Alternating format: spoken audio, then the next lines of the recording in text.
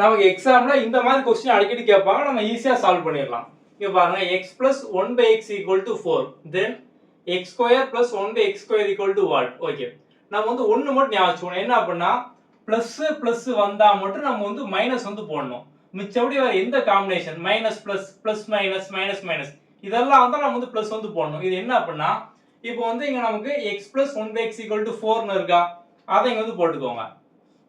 4 square, ஏன்னா நம்ம வந்து இங்க ஸ்கொயர் தான் கேட்டிருக்காங்க, அப்ப நம்ம வந்து 4 ஸ்கொயர்னு போட்டுறலாம் அந்த வேல்யூவை.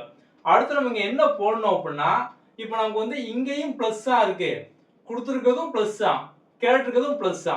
ஸோ அப்போ பிளஸ் பிளஸ் அப்போ நம்ம வந்து மைனஸ் வந்து போடணும். ஸோ வந்து மைனஸ். ரெண்டு வந்து காமன், எப்போதுமே வந்து ரெண்டு தான்.